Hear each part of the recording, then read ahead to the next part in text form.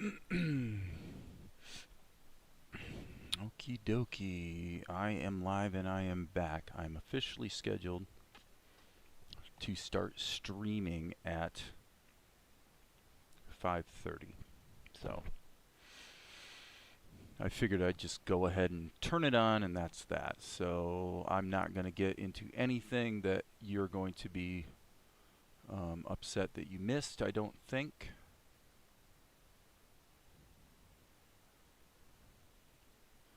So between now and 5:30, what I think I will do is just figure out what my work plan here is going to be.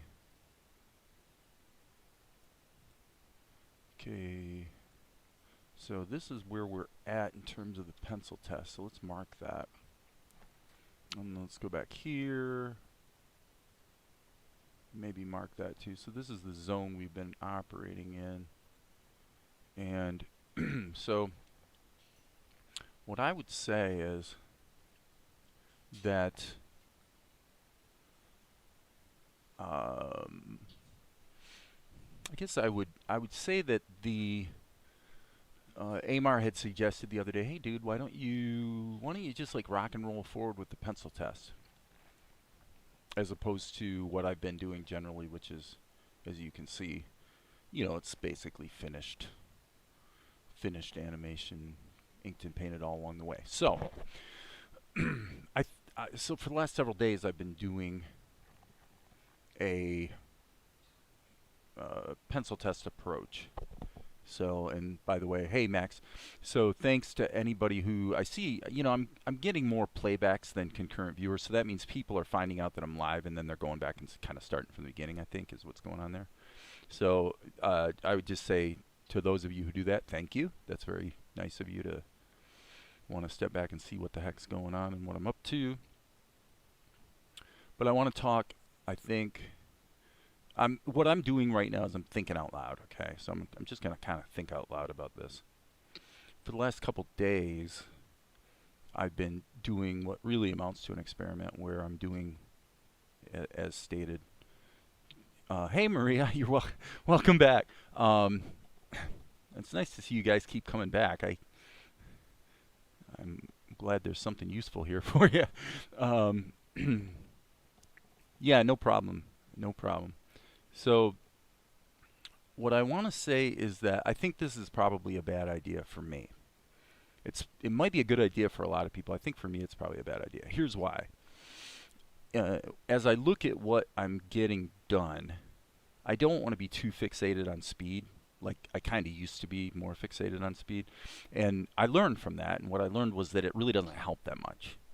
And the reality is that you can only animate so fast.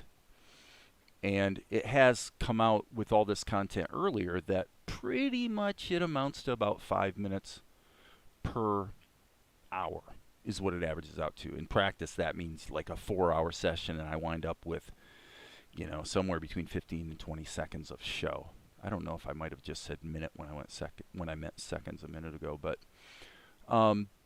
so the problem that I see for me that may be unique to me is that my workflow is such that usually once, like let's just pick a shot as an example. Okay, so we'll start with the first one here that I did as a pencil test. Now when I look at this,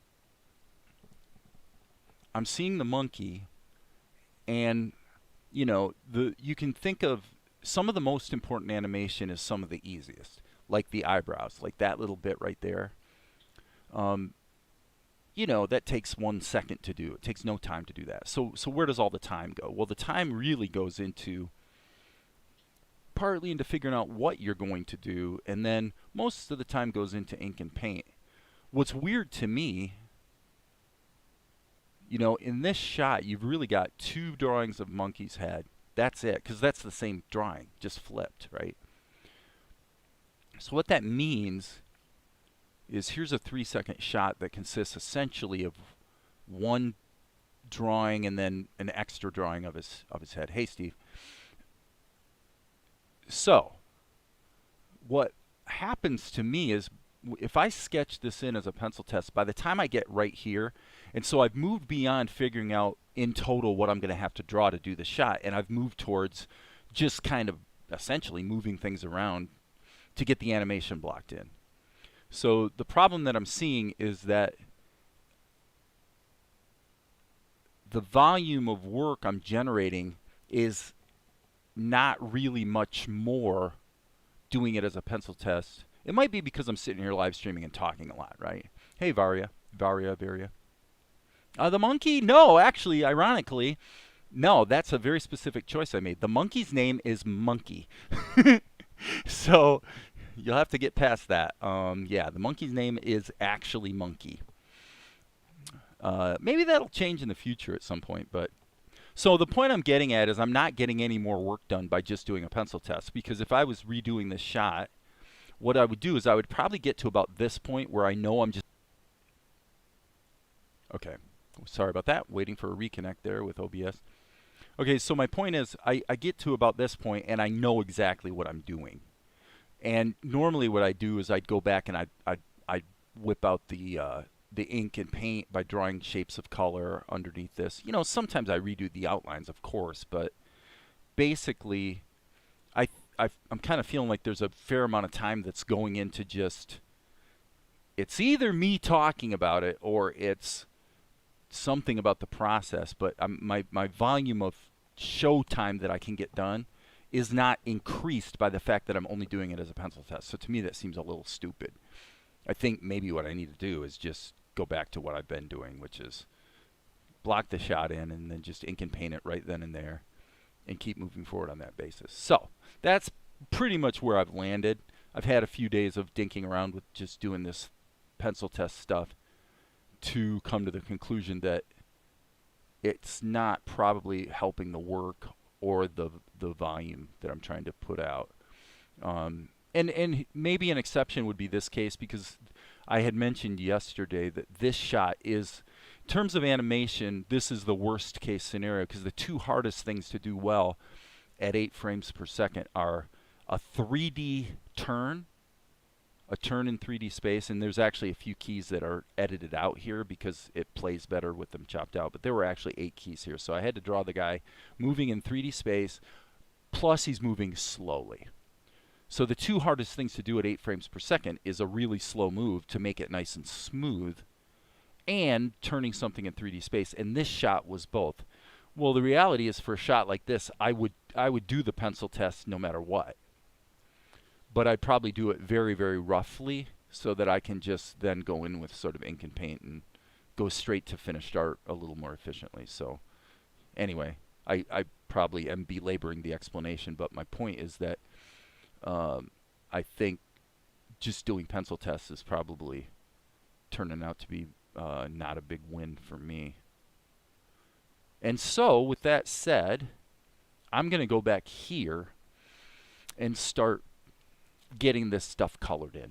I'm just going to go ahead and get this stuff colored in. The total amount here is, we're pushing a minute. We're getting close to a minute here on the stuff that's been pencil tested. So if I can kind of make some good progress here on inking and painting, that would be a good thing. Now, I'm not going to work backwards.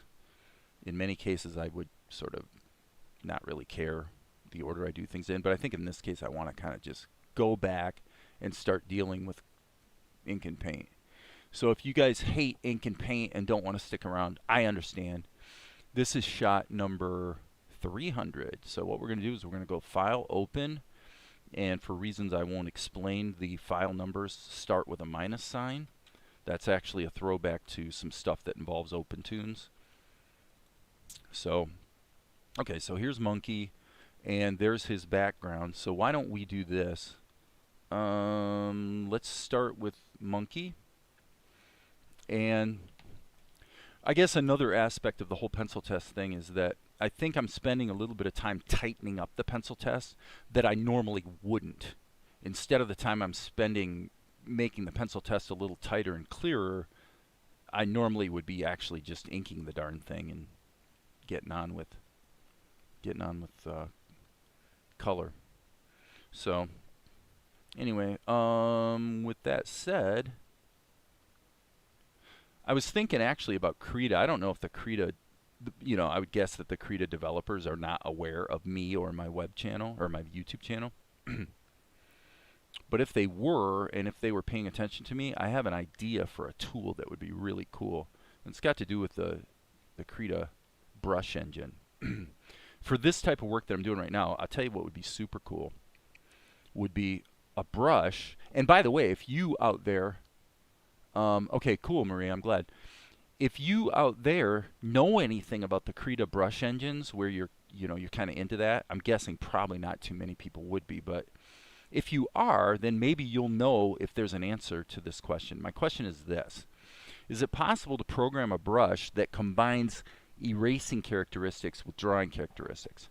Because what I would love to do is I would love to have a 6-pixel pencil like this, that while I'm drawing a line that's a colored line, the region of about this much size around the line that I'm drawing is actually erasing. That would be a super cool tool. Because then what I could do, I'm going to hit GE and just erase that. Because then, I mean, it's probably pretty obvious what you could do. Because then I could go like this, and I could draw that line, and at the same time be erasing all the, the extemporaneous noise outside of it. Lacking the ability to do that, what I normally do at this stage, there's 2 ways you can go. Number one, obviously, would be to just put the thing in a group and ink on a separate layer. And there's a lot to be said for that. We got into that discussion a little bit this morning. If you don't want to do that, then what I typically do is I'm going to do one of 2 things. I'm going to pop up the curves, and I'm either going to tone it down or clean it up. If the pencil test is really messy, I'm going to turn it down. That's what I'm going to do, and then I'm going to ink over that. Because then when I do the cleanup, all of those lines that I just made lighter will actually just disappear. And so I can keep it all in one layer. There is a subtle problem with working this way in one layer, and the problem is that the way Krita handles the pixel data under the hood means that conventional fill operations do not work as well as they would if you actually had a clean layer, as opposed to a layer that had a bunch of stuff that then got turned way down in terms of the alpha channel. I think the reason for that is because when the alpha channel looks like it's at 0, it's not actually at 0. It's probably like really, really low, but not actual 0. Yeah, Max, well, good luck with that, buddy. I actually grokked out the Python scripting, because I've done a lot of programming over the years in, 8 or 9 different languages.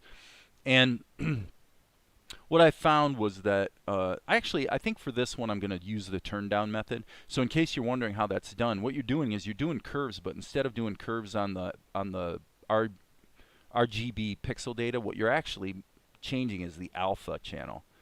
So this is all this is. You're just taking the layer and just turning it down. Obviously there it's at 0, but you're turning it down enough to where if I then did a cleanup operation, which is again working on the alpha channel, but let me switch to cleanup, switch to the preset here.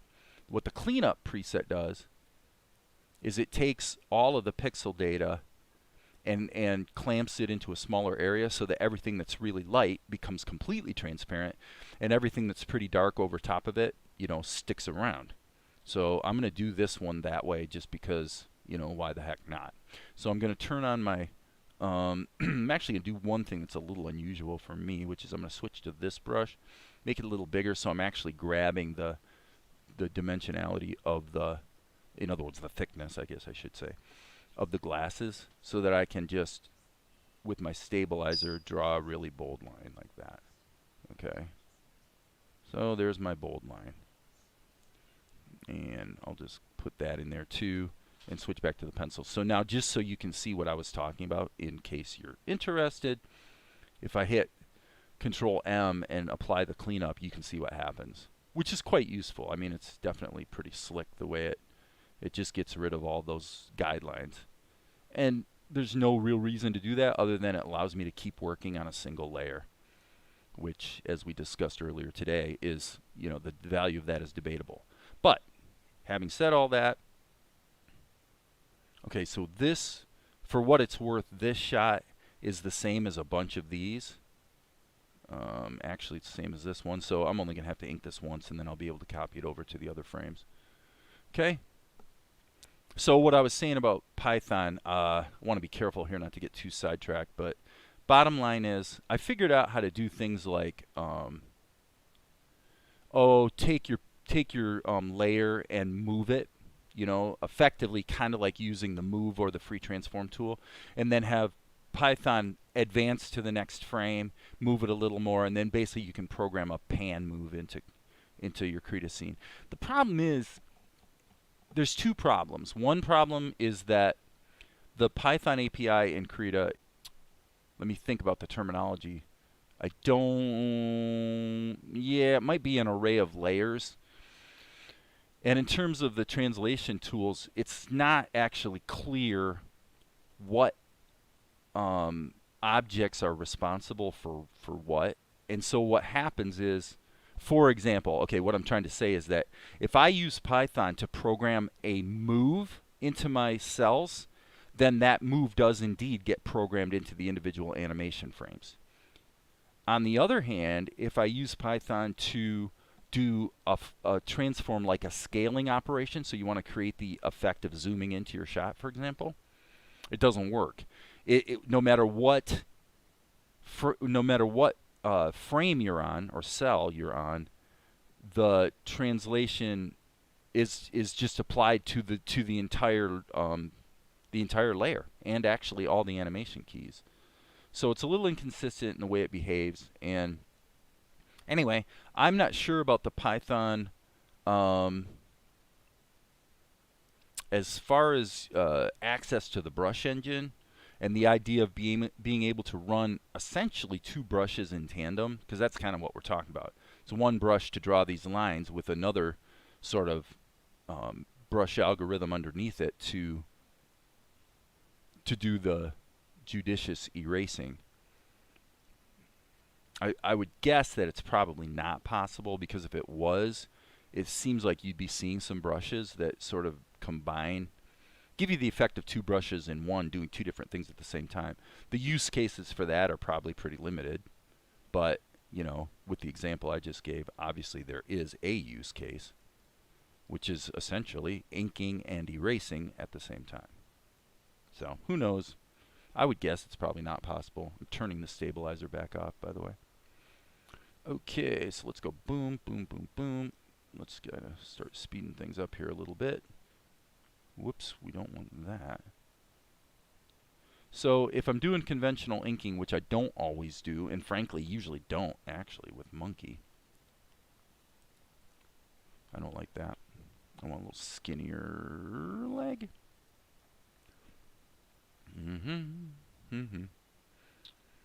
So sometimes I do regular ink, sometimes I use the freehand path tool to just draw shapes.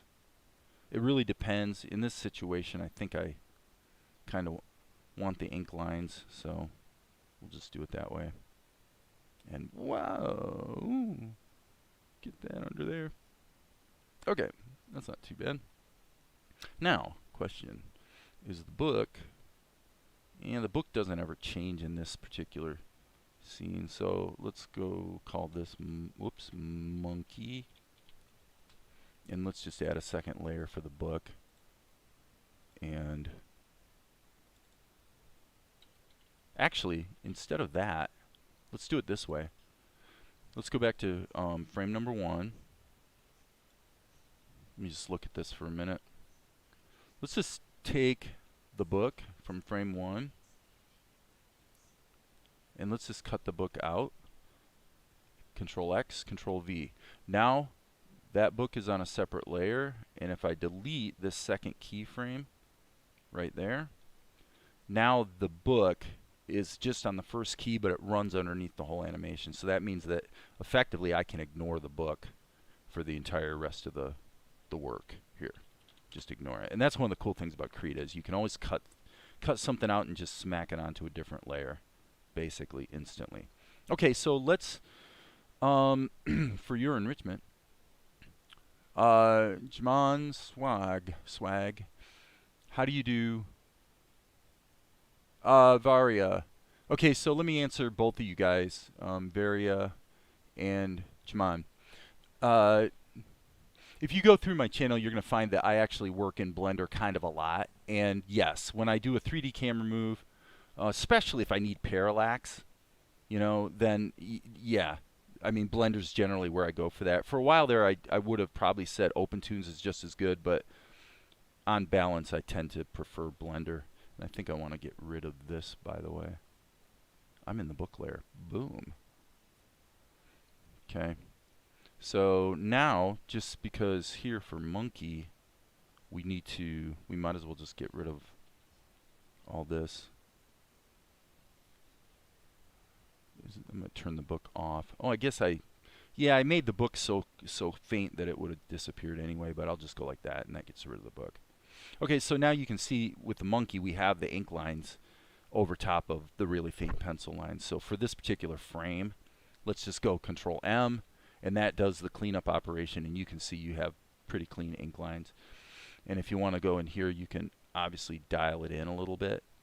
You know, I tend to want to do as little as possible so that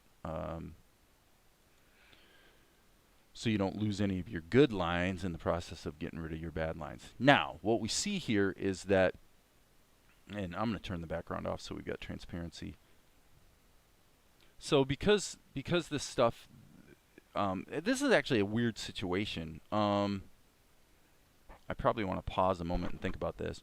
One of the more complicated problems you can bump into is when you've got a character where they are both in front of and behind another layer, and that's what we have here. So what I'll probably wind up doing is, you can see, we'll just follow this through, as you can see, the monkey's hands never move.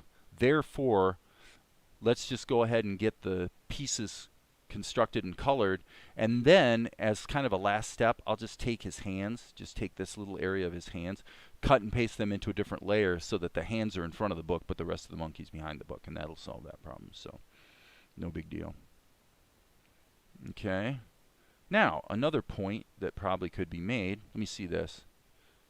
I probably should have drawn this one first because we can reuse the body. So nothing moves except his head, so let's do this. Let's do it this way. Grabbing the monkey, boom, S key. I'm just going to go ahead and grab everything except his head, boom, and go Control X, Control V. So this is just commonsensical stuff, so that it just doesn't make sense to draw the body multiple times. So now what we did was we essentially duplicated that key for the body, and I'm going to take that body key and move it back to the beginning. So now we've got the let's see here. So now we've got the body running and the book running through the whole length of the animation, and the only thing that's actually going to be getting moved around is his head, which obviously pretty much makes sense. So therefore, let's go back here. Let's see, I've got, do I have a key here? Let's go to the monkey layer. It looks to me like we have, let me solo that layer. Looks to me like we've got an erroneous key right there. Might have something to do with the book. Let me solo that layer and make sure. Yeah, of course we're going to have to ink the book, but there we go. Okay, so yeah, everything's there and everything's kind of ready to go. We just need to deal with his head, so let's do the fun stuff, right? Okay, so what's the other way to do the ink and paint? Well, I'm going to say I'm either going to ink it or go straight to color, so either way I'm going to do the turn down step. For this shot, I'm not going to even try turning the pencil test into ink lines. There's a time for that, but this isn't it. So I'm just going to go turn down, and I'm just going to hit Control F, Control F. These cells here are going to be repeated, so they're actually, none of these matter. The only one that matters is the first one right there. So Control F. So this is what needs to be inked and painted, is just these two cells, and then they're just going to repeat 3 times. So as you can see, there's really not much there in this scene, or this shot, especially because this pose, let me see here. Yeah, this pose and this pose are the same, so we might as well just drag this back there. Now that's done. So file save. All right, so now I'm going to go ahead and pull up some kind of color key. Okay, Jaman, I didn't really answer your question. There's two. You cannot set keyframes and animate the camera, or what you're talking about wanting to do. You cannot do easily. Now you could take your entire group of layers and just move them a little bit, and then since you have a grid here, obviously you can use that as a guide, and you can, if you plan carefully, you can bake a camera move in to your animation. In practice, it's kind of a waste of time because you're almost certainly going to be editing in some other program, and it's way easier to just do a you know, I could crop in and keyframe this shot in order to make it look like the camera's pushing in a little bit. So you don't get parallax that way, but you do get simple camera moves, whether it's pan or zoom. And if you know that you're going to have a fairly large camera move, then of course you probably want to make the shot larger, you know, maybe even in some cases, you know, at 4K or, you know, 3K or something, so you've got a little bit of room to pan and zoom without losing resolution. In practice, I don't really worry about it too much because normally if I'm working in HD, I can crop down to broadcast HD, which is 1280 by 720, and it still looks fine when you render out your final show. So now what we're going to do is I'm actually going to turn the body off, and we're just going to deal with the monkey's head. All right. So let's deal with the monkey's head.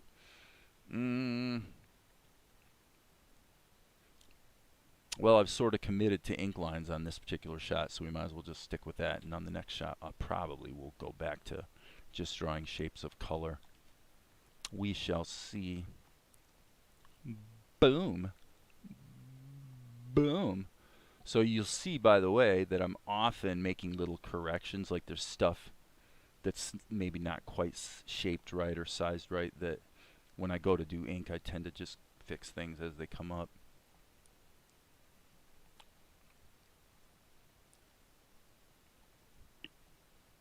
So, monkey is studying. Everybody loves monkey.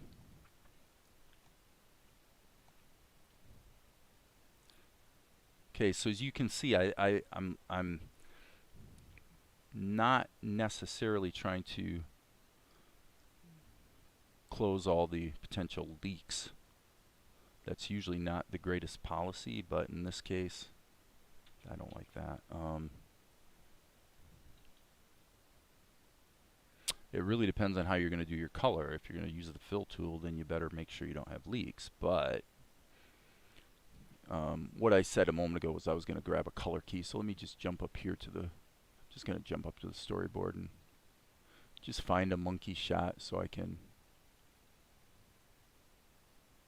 steal the colors of monkey. It looks like maybe, yeah, this is probably my best choice. Yeah, that gives me what I need, so let's just drag that in there. We'll insert that as a new layer. And then what I'm going to do is, let me see something here. I'm just going to stick him up in the corner. And then on this layer, I'm going to use the S key to select monkey. And I guess I'll select the book too, since the book is in here in the shot. Then I'm hitting Control-Shift-I to invert the selection so that I can then hit delete and get rid of everything except what I need for color guidance. Okay, so here I'm going to go ahead and go back to the monkey layer, but I'm going to hit G key and I'm going to sample the monkey. Okay, so now what we're going to do is we're going to, this is the monkey's, let's say his skin. And what I'm going to do is I'm using the G key, but I'm going to put it in behind mode. Let me see something. Yeah, I guess we were kind of letting the fur color prevail for the eyes. And actually, before I go any further, I need to do my cleanup step. Yeah, so let's do the cleanup step. So Control M for the curves, but we're not doing the turn down, we're doing the cleanup. So that means alpha, just get rid of the guidelines. Okay, now we're we've got the G key selected. We are in behind mode.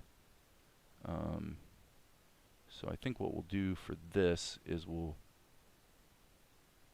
kind of do it like this. So by default, the freehand path tool goes into what is called curve precision, and in my experience, that's almost never what you want. But unfortunately, every time you go to the tool, it bounces back to that. So I always find myself having to switch it to raw. All right, so there's the monkey's fur color. Now, because we're in behind mode, we can just go like that, and everything that's already been colored is going to be effectively protected. That's what behind mode does for you. And because I can see that there aren't any leaks, well, heck, let's just hit the fill tool and have to click it a few times, but there you go. So that just took care of that. And his head is pretty much done. Okay, now, he needs to think about this for half a second. I'm going to go ahead and zoom in, grab that color, and hit the B key. Do not want to be in behind mode anymore. I want to be in normal mode, and I'm just going to go ahead and put that just because it's a little more fun, and I probably want to also give an indication of his ear. Yeah, I would say so. Okay, so then there's always corrections, so I'm just going to zip in here and just do this. Whoops, I'm going to do this manually. I'm just going to go in like this and tighten up that little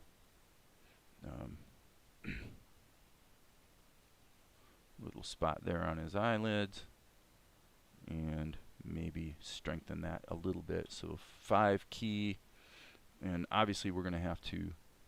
Now, if you want to be really careful on this, switch back to behind mode, which is Alt-Shift-Q.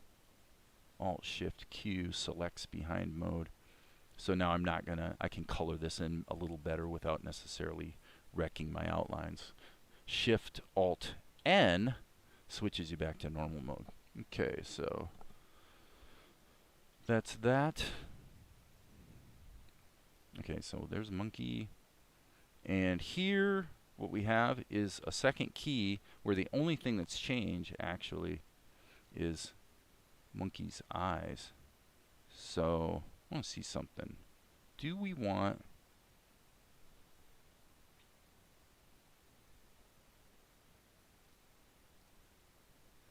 I think I'm going to leave that in there and see if I like it. But what we're supposed to be getting here is him looking over at Mel. Now, it's kind of important that those pupils be bold enough that, you know, this is actual size. So I think we're okay. Yep, that'll work. Okay, so now arguably I've messed up yet again, because really, and this is why I usually work forward and not backwards, because if I was working forward, I wouldn't have made this mistake. But really, this shot is this shot with simply a different eye position. It's just flipped, right? So live and learn. So let's just go with this, and then we'll duplicate it here for these poses, knowing that we'll have these extra copies that can serve as a guide so we get everything positioned correctly. So with that, boom, boom, we are not in behind mode. Let's go to behind mode, G key. We'll get this in there, boom.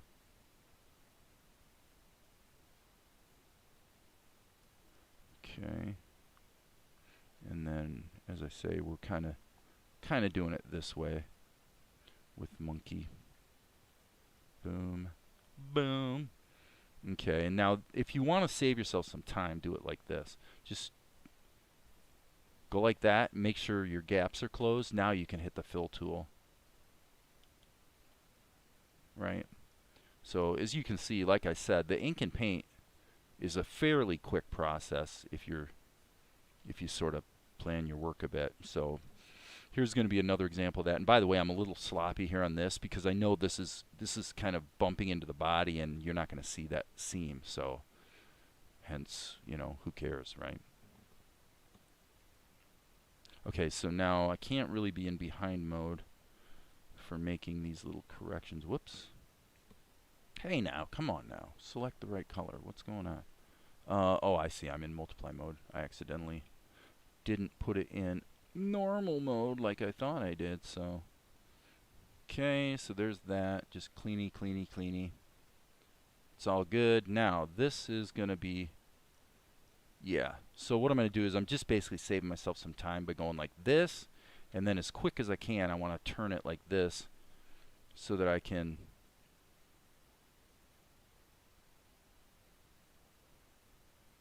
compare it and just get it in the right position.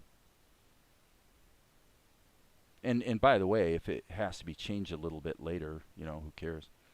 We'll change it. Okay, so what I'm going to do is actually drag this here, hit the A key, turn it up a little bit like this, move it a little bit, and now we just need to match this. So, how do we want to do this? I'd say hit the G key. We're in normal mode, so we can just go like this. Maybe a little correction thing there. We've got a little bit of latitude here too because this is all animated right here. It's going by real fast. So you're not going to be able to pick it apart too much, right? So the B key, let's just go like that. Get that expression in there. And then let me double check my, yeah, see my eyebrows need to change as well. So I'm going to go like that, hit the G key so that I'm using the freehand path tool to just draw a lasso around these and block them out. Then back to the B key with my pencil so that I can get that ornery expression in there. Okay, so now I didn't really get the leverage of using that same eyebrow situation here. So I would say we'll just reduplicate it. Okay, all I did here was just make his mouth open and close. So, okay, fine. So that then what we'll do is we'll go like this and go, let me check the size on that. Yeah, I didn't really do the greatest job ever of drawing. I really want to actually exaggerate it more, I think. So now what you're seeing is I'm just going straight to drawing with color, and it just depends on the situation. Sometimes you can do that and sometimes you can't. It pretty much depends on whether you know exactly what you're trying to draw or not. Okay, I'm kind of deliberately just leaving a little bit of the flesh tone in there in the eyes, so doesn't look like there's too many other questions going on or anything. So now what we're going to do is double check this pose. Okay, it's just a closed mouth, so I think what I'm going to do is I'm going to kind of cheat this way. I'm going to grab this, hit the A key, drag it down a little bit so we have a little bit of an open mouth situation. Okay. Control Shift A so there's nothing selected. Grab this color. Go like that to just block that in. Clean that up right there. Here we go. Clean that up as well. And now we're grabbing the brush. And we're going to, you know, we kind of want to keep this loose, you know. So actually I probably should use the G key so it creates this little gap. Again, remember, this is, I'm being a little sloppier than you might otherwise be because these keyframes are all going to be just blitzing by super fast. And so the fact that the brush is, sorry, I need that color. The fact, for example, that his eyebrows are in a slightly different position from the key I copied over doesn't matter.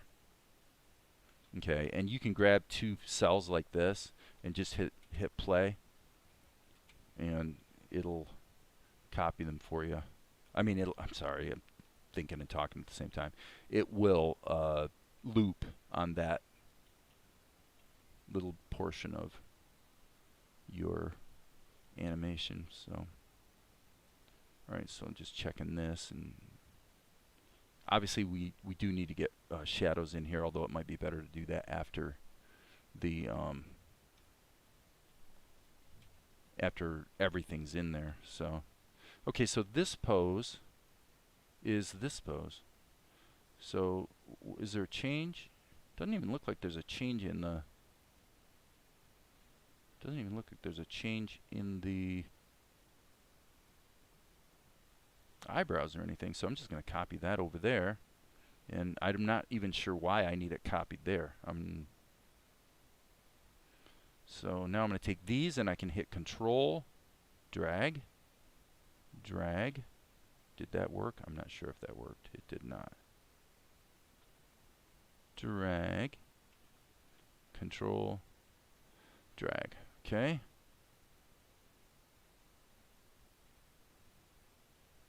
Oh, I know. Yeah. This, his eyes need to be open. He settles back into that initial pose. So I would say right here, maybe just a little bit bolder on the pupils, just so they're really easy to read. Okay, so here we go.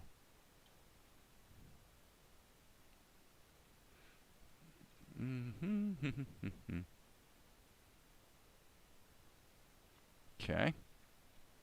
Let's jump to the body. Okay, so we could cheat a little bit on the body, happily. Here's how. Let's take this. I'm going to hit the G key and just draw a lasso around this.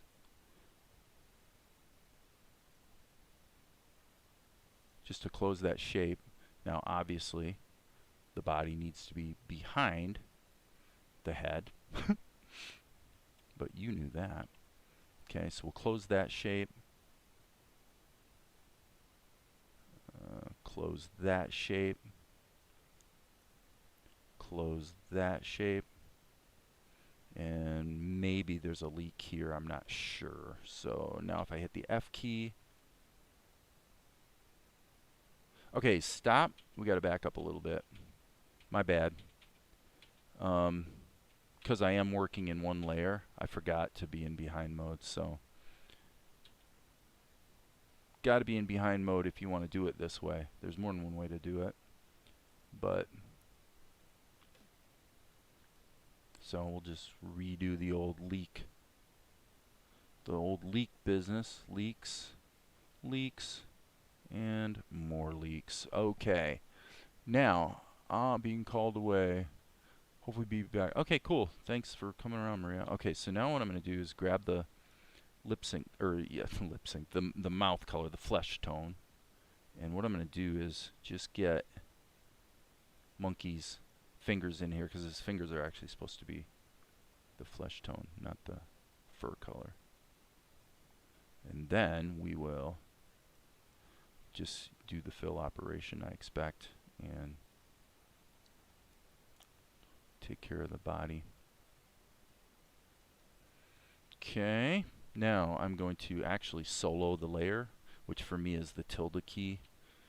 That's not a default. So you can see the reason that the fill operation is not clean and not doing a great job is almost certainly because Krita is detecting the pixel information that got turned way down as far as its alpha transparency level. So as far as Krita is concerned, those lines are still there, and they're interfering with the fill operation. So that's another reason why working in a single layer is actually kind of, probably for most people, is probably a dumb way to work, really, because it makes the fill tool work quite poorly. So in another shot, I'll go ahead and do all the color in a separate layer, kind of the more conventional way, and you'll see that areas will fill very cleanly. You're not going to have the problem that you just saw.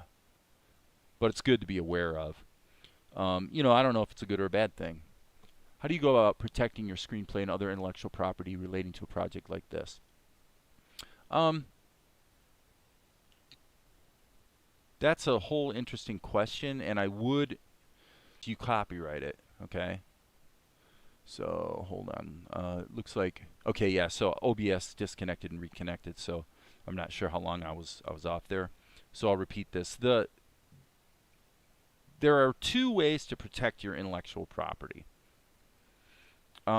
Generally, I would say it's almost comedically ridiculous to worry about someone stealing your intellectual property, unless you are actively pitching that screenplay to a real world studio that's doing real world projects. I mean, I guess if you're just dealing with some, you know, friends and one of them is unscrupulous, I guess it's possible that you'd have a friend that would steal your idea. And but there's basically two ways I've used.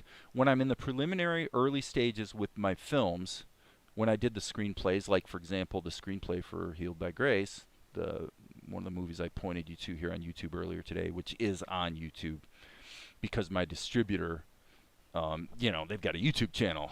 Apparently they're making money from YouTube, so they, I don't know what the numbers are, but the one film I think had like 2 million views, one of my movies. But anyway, so when you're in process and you're not absolutely sure that it's the final version of the screenplay,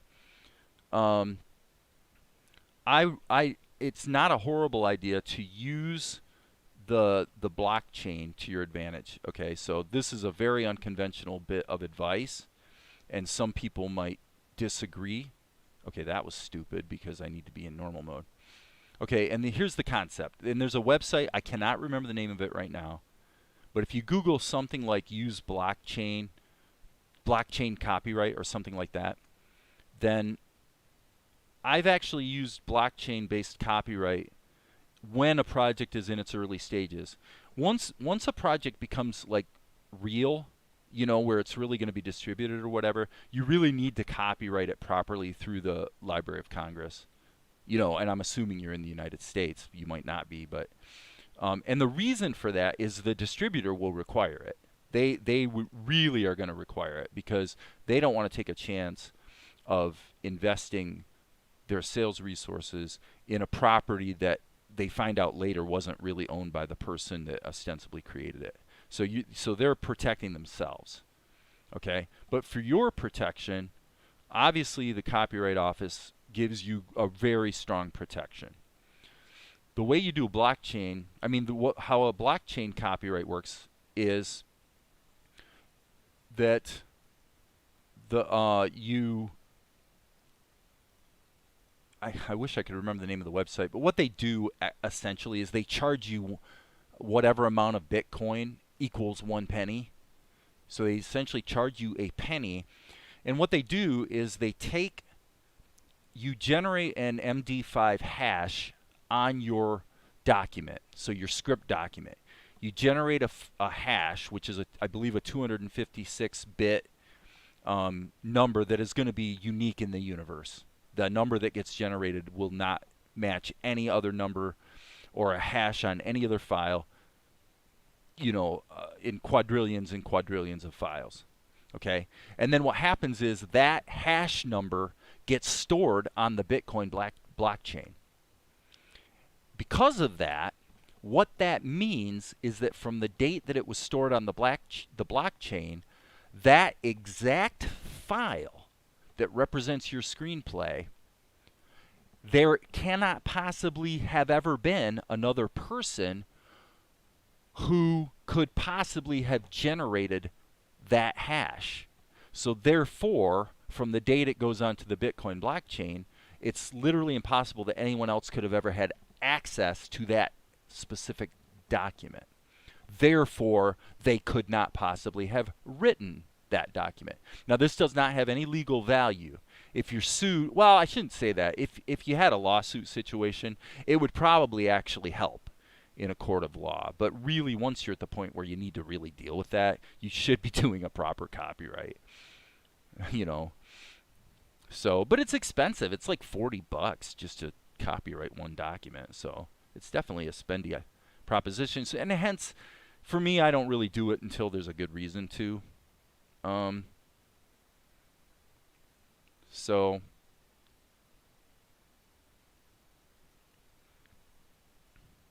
I have fairly strong opinions about the overall implications of copyright as it pertains to projects like this anyway. In a sense, I have a bit of a paper trail with YouTube because I can show that I've been working on this specific project for quite some time. So those sorts of things do come into play if somebody's ever in a lawsuit situation, but the reality is lawsuit situations are really, really rare. But if you're actively Okay, so let me check this.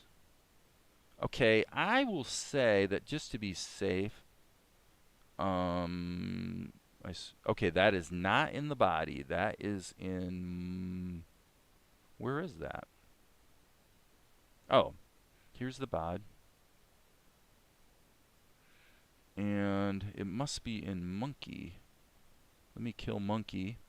Not literally, but figuratively. And when I get here, those lines show up. So this is kind of a dumb mistake that it appears that I inadvertently put a couple monkey lines in the book layer, which, yeah, that's definitely pretty dumb. So I'm just going to delete that key. We don't need those. That's going to be made up for by the shadows anyway. So, okay, so then the question, of course, becomes how do you do shadows? Let's check our movement. Okay, I see a little problem that I want to fix. Here, here, yeah, here. So let's fix this. I would say B key, and that's his head, so I guess we need to put it in the head layer. So I'm just going to kind of clarify that. Now that's a little dangerous. This really needs to be, again, I'm not sure why this key is in there. I don't think it's even actually necessary. So it'll probably wind up getting deleted. That's interesting. I've never heard of that before. Yeah. Okay. Now, by the way, I'm glad you said the thing about fast stone. Thank you, you guys. I can't believe someone hasn't mentioned this until now. I've been sitting here working for Lord knows how long, and you guys haven't even been able to see what I'm doing. That's crazy, man. Why didn't somebody speak up? Jeez, you guys. I mean, whatever I'm talking about cannot possibly be that interesting that it would be worth listening to while you're seeing the fast stone image viewer on the screen. That's some crazy stuff. That's some crazy stuff, you guys. What's wrong with you people? That's funny. I can't believe that. Okay, so now I'm just going to keep this loose and sloppy. It really doesn't matter because it's, like I said, these are going by pretty fast. Okay. So, sorry about that, guys. I really didn't realize that I was on the wrong screen. It's not the first time it's happened, but it doesn't happen that often. So, monkey goes, boop. Okay, I feel like timing-wise, this really is not quite right. Boop. Boom. Still, even now, I think it's a skosh too soon. Boop. Bop. Bop. Nope, now it's late, so it really needs to be. So I'm hitting Alt, by the way. When you hit Alt, it ripples. It's what's called ripple editing. It takes everything downstream from the current frame and moves it all, which is pretty cool. The other thing you can do is you can grab a block of frames like this, right mouse click, and go remove frame and pull. What it does is it'll delete out these frames and everything downstream will get moved to the left. I don't use that very often, but so here we go. So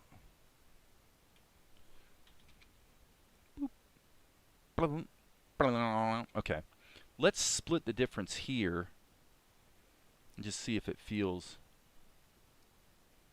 That's okay. I think that's okay. That's pretty musical, I think.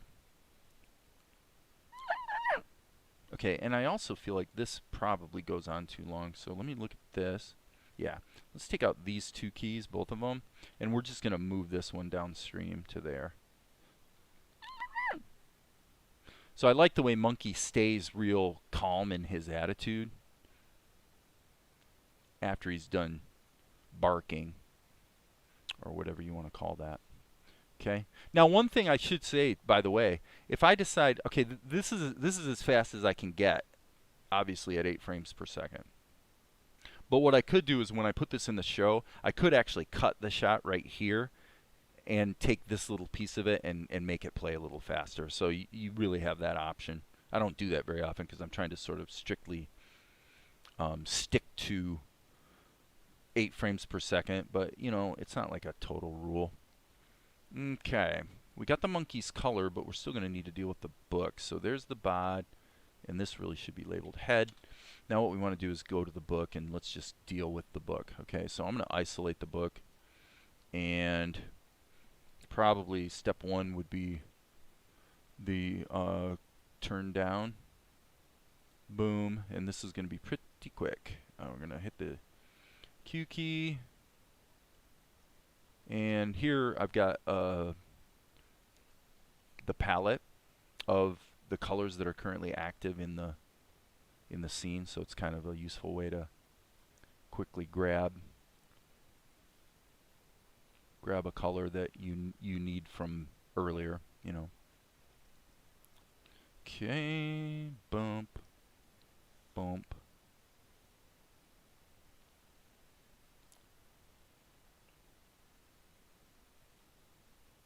Okay, that's probably okie dokie, and now I'm going to hit Control M again and do the cleanup operation. And so I think just for kicks and giggles, I'm going to crank this up a little hotter. Okay, so now if I wanted to, so what I'm doing right now is I'm testing to see if I was correct about the fact that those pixels aren't truly transparent. So I really turned them down more. So just to see, I'm going to go ahead and do a fill operation on this. In behind mode, hit the F key. And it looks like it really, see that? You see how it sees all that pixel data even though you've turned it down to be transparent. That right there is the single biggest argument for not inking and painting in the same layer as your pencil test, actually. Because that's really a big problem, actually, huge problem. If you ever want to use the fill tool, that's pretty obnoxious. So let me try this one more time. Clean up. Just gonna kind of, I'm doing double duty, just to see what the fill operation does.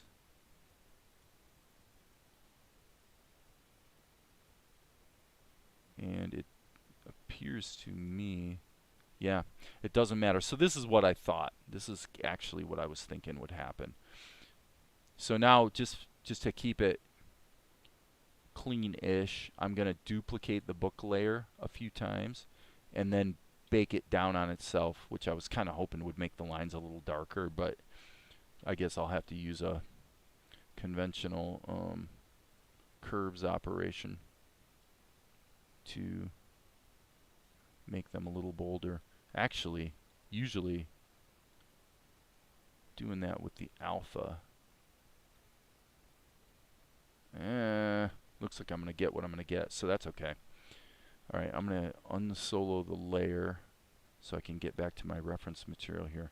So let's take that color in the book layer, and pathetic though it may be, we're going to have to do this the hard way. So again, I will tell you guys that this is where I don't recommend you take my advice. I would strongly recommend, I would listen to Darren T when he says, geez, Dave, isn't it really kind of better and kind of easier to like keep stuff on separate layers? Yes, yes. In this case, we see that it definitely would be a lot smarter to keep things on different layers. What can I say? I'm getting in the groove here today, folks. Let's just grab that color. And because we're in behind mode, I can just go like this, and I don't have to worry about accidentally marking over top of the other color. And then I want this color, and we'll just go like that. So from here on out, I'll be a good boy and put my stuff on separate layers like I probably should. Now, since the book doesn't really repeat, why don't we just take sort of a mid-range charcoalish gray with the brush tool and just kind of give it in normal mode, obviously. And I don't want the stabilizer on. Let's just go ahead and give a little noise to the book so that it looks like there's actually some stuff there on the pages, right? Maybe even an image. Okay, that's fine. Monkey likes to study. Okay, so there's that, and now all we need to do is shadows. So in keeping with what I just said, there's actually 2 steps we need to take, and then we're pretty much done other than whipping in a background here, which is going to be probably a blown up version of this other background. So I'm going to put the book on the bottom. Let's just put the book underneath. And then here with the monkey, actually we can't do that. We need to put the book in front, or we should say above the body. But let's hit the S key, and in the body layer, let's select the monkey's hands and hit Control X, Control V. Call that hands. It's fortunate that it only appears in the initial frame. So the hands have to be in front. Ah, I blew it. I can't believe it. Well, shoot. Okay, got to redo it. Got to redo it. I should have soloed the layer so I could see what I'm doing. So that was just a silly attack on my part.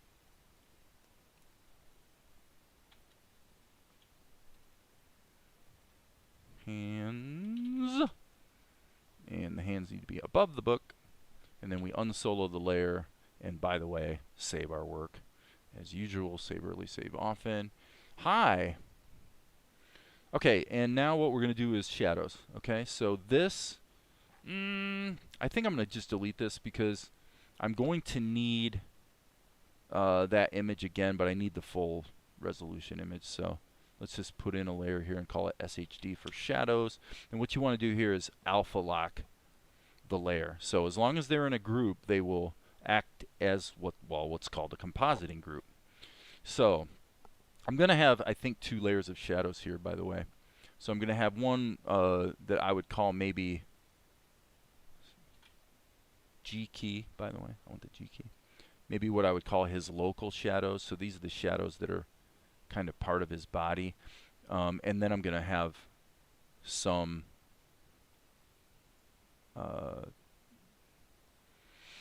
shadow area that is just kind of covering him, because the sun is basically behind him is the reason for that. So I want to put in the shadows that are kind of natural cast shadows.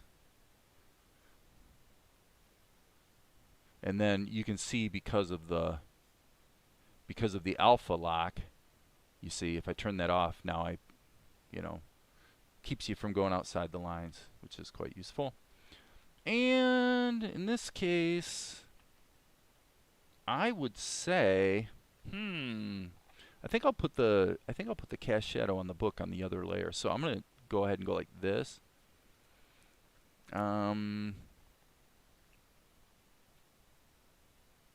Yeah, because I'm gonna need extra keys for the head. So actually I'm actually gonna do 3 shadow layers, which I very rarely do. So I'm gonna leave the shadows off of his head. Okay, so there's that. Okay, shadow 2 is going to be also alpha locked. So the book factors into the alpha lock because it's in the group. As long as it's in the group, it will be affected. So, and I think it would be kind of fun to go like this. So we actually, well, okay, that's a little dangerous, come to think of it. Okay, what just happened? Ah, my bad. I was in erase mode. Okay, I don't want to do what I just said because I really need to keep this super general, because otherwise I'd have to animate the cast shadow on the book. And believe me, when Monkey screeches, nobody's going to be looking at the book. Nobody's going to be looking at the book. So I'm going to go like this. And then I'll do a 3rd layer. We'll call this shadow head, because these are going to be the local shadows on his head. And then that way all my animation can be on just this little area right here. So we'll just kind of dial that down like that, and now we can animate that. So this is the only one that actually needs an animation keyframe. Checking my messages. Looks a little bit like the Blender monkey with glasses. Well, this monkey's name is definitely not Suzanne, okay? So don't you go telling anybody that it is, because it's not. This is not Suzanne. I think my monkey's better looking than Suzanne anyway. But hey, that's, of course, that's just an opinion.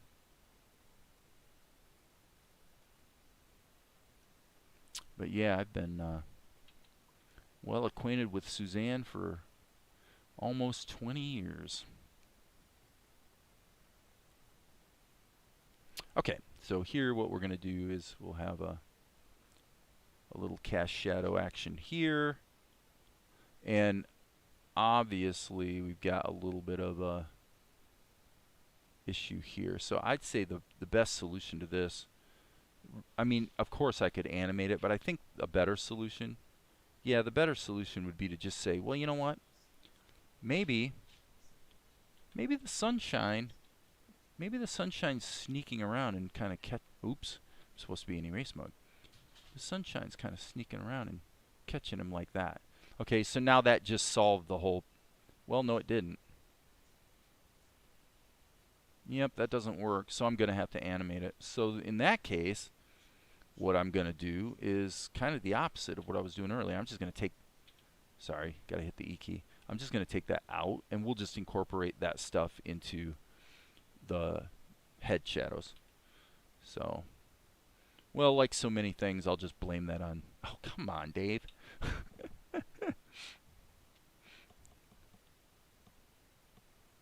Oh, I made a mistake.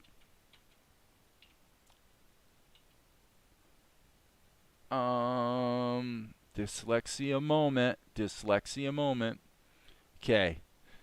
E key, delete. I need to slow down and quit talking, I think. Cast shadows, head shadows. This is where I want to be. G key, but not in erase mode. Like I said, I needed to kind of slow down here a little bit. So we got the cast shadow. Now we're in business. Now we can take this and we can go ahead and put something here. And this is obviously a mess. I'm going to actually just take the G key, sorry, in erase mode, put a loop, just loop around this whole business. And then get that shadow in there. What's bugging me now is, why do we have, oh, I see. Okay, so I'm creating a lot of work for myself by trying to avoid work, actually, is what you're seeing happening here in real time, and it's kind of stupid.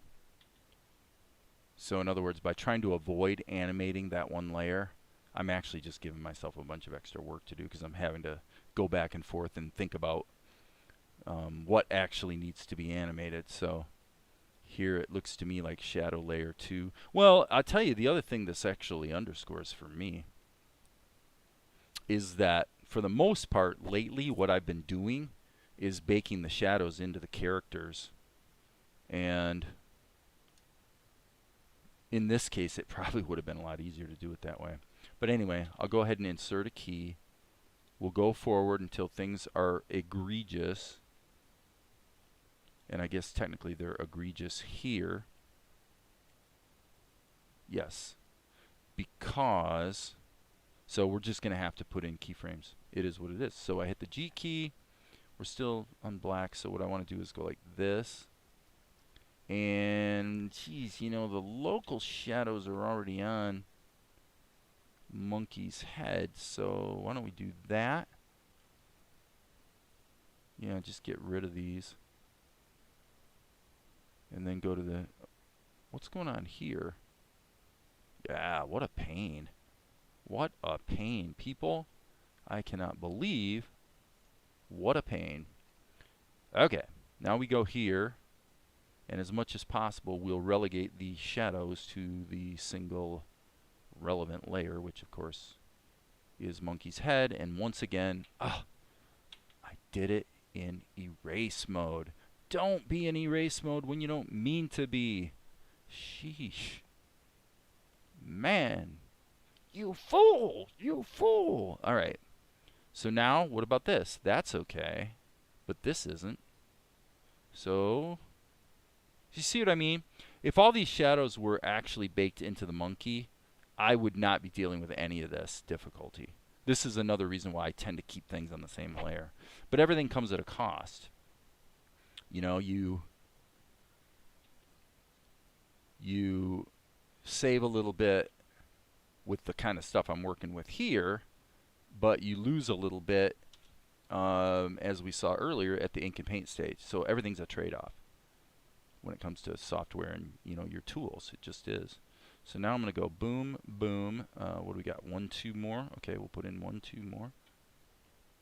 And then we're going to be here, which it looks to me like we can probably leave it that way. So let's see how it plays, folks.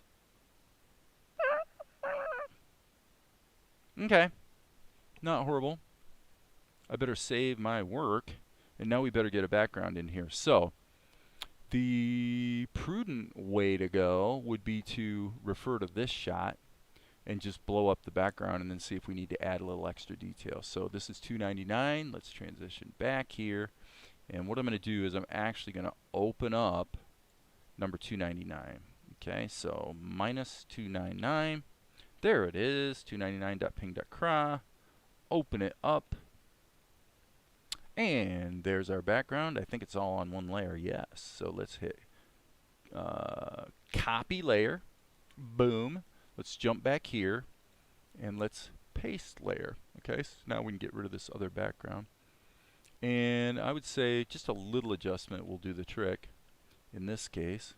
So I'm just going to kind of blow this up a little bit. And then I'll pan it down. Okay, now this is going to be a bit of a problem. Yeah, I'm going to redo the shadow, I think. Yeah, I think I'm going to do it like this. I'm just going to do it like this and redo the shadow, just because I like the way it's framed. So let's see how that looks. Yes, I think that's okay. The other option would be, let's see if I mean, in the earlier shot, it would have been like this. Let me see. Yeah, let's stick with that. Okay, so no big deal. Here's the background. So I'm going to hit the G key, sample this color, fill that in, sample this color, fill that in, sample that color, fill that in. And then what I'm going to do is switch to my brush, but I'm going to switch to my foliage brush.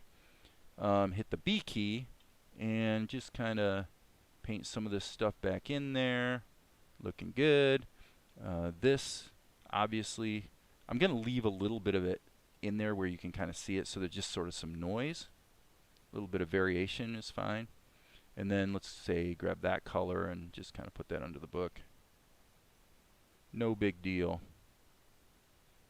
I actually like painting backgrounds. It's been kind of surprising. Now, one thing I do want to do on this shot, actually, kind of important, is I want to do something like this. Boom. Maybe another, like that. Want to put a little something in the foreground to sort of hem him in, and then I want to do the same thing on top. So I'm going to hit, I'm going to add a paint layer. We'll just call this, for lack of a better idea, I'm double clicking and nothing's happening. All right, I'm going to hit tint. Okay, now I'm going to go brush tool, airbrush. And I'm just going to go like this and just kind of sensitively feel how we want to give him a little bit of a vignette. Turn that way the heck down just a little bit to just close up that frame a bit. I think that looks pretty good. So file, save. Well, we already rendered it earlier, right? So it's already in the show, so we should be able to just go like that. Jump up to Vegas. And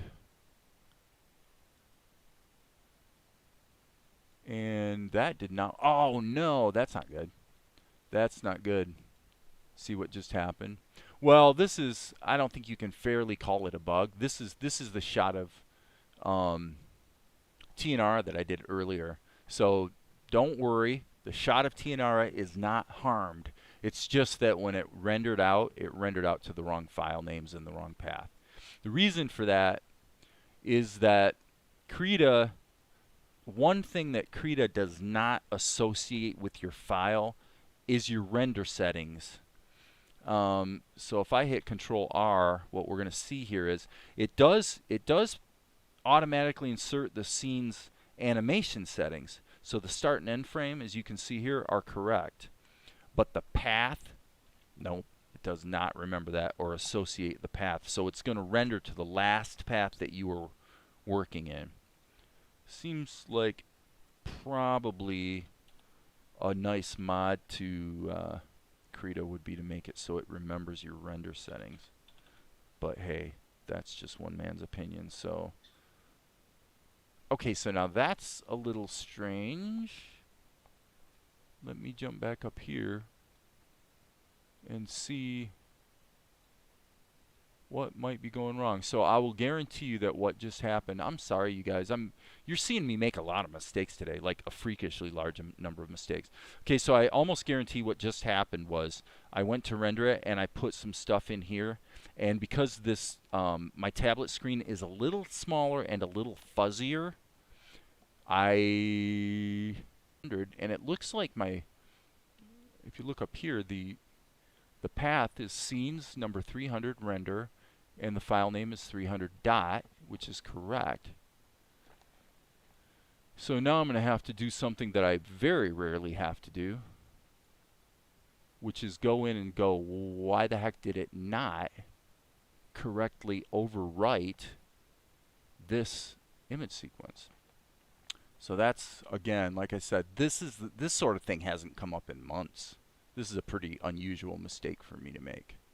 But, stuff happens. So I'm going to go to 300 and look in the render folder. And yeah, this is a bit of a head scratcher. Ah, I see what the problem is. It actually, what happened was, if you'd have to look really close, but what's going on is when I put in the render settings in the old version of this, I inadvertently had an erroneous period. So it was actually 300 dot dot, like that. Now it's going to overwrite. Yep, there it worked. Okay, so now if we jump back up here, you can see that all the images got overwritten. So yeah, pretty silly mistake, and look, just like magic, it updated. So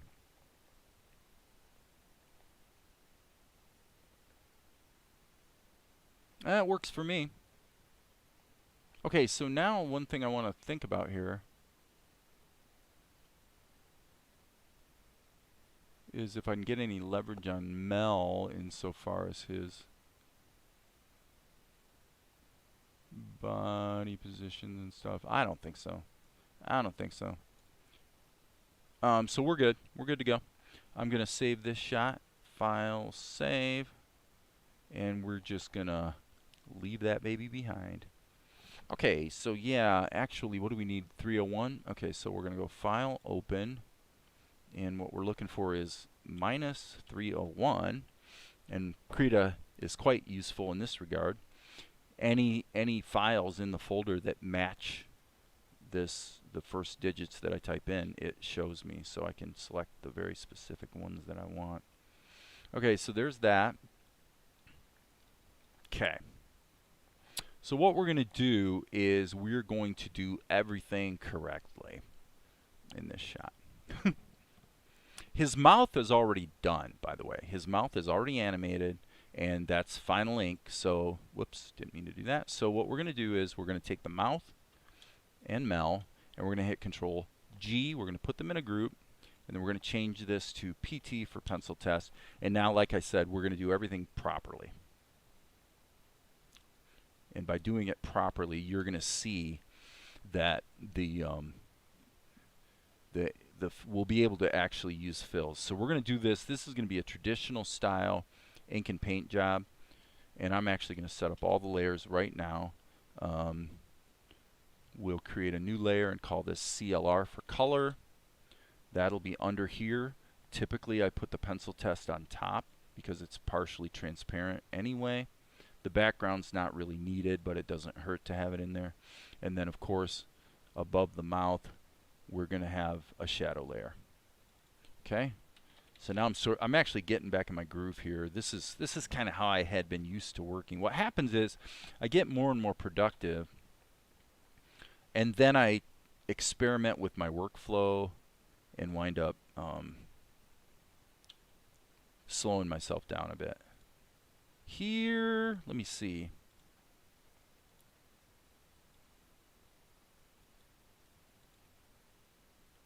Okay, I'll go ahead and insert the keys, but probably I'll be reusing some of it. So that's that. So now what we're going to do is grab our pencil. I don't usually use the ink pen for ink, and I also use a little bit of a slightly reddened, it's like a charcoal color that's got a slight red tint to it. Okay, so now it's time to rock and roll. I'm even going to turn on the stabilizer.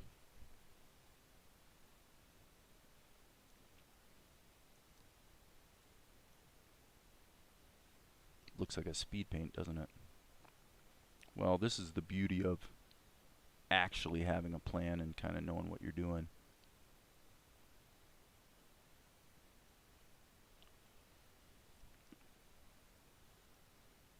Okay, we'll clean that up. GE. Let's take that out of there. BE. Boom. Okay, and I think I'll just zip in and close these shapes so that I can use the fill tool reliably. So those of you that are wondering why it's this insanity where you don't use the fill tool, well, okay, on this shot we will. Just depends, you know. Okay, so here I guess we could kind of go like this to fudge the fact that his hand is actually supposed to be in there and isn't. Nobody's going to be looking at that hand. They're going to be looking at his head and his face. That's what the audiences do. That's what you do. You know you do. Okay, and now what I'm going to do is just turn this a little bit so I can get a little bit of a better angle on.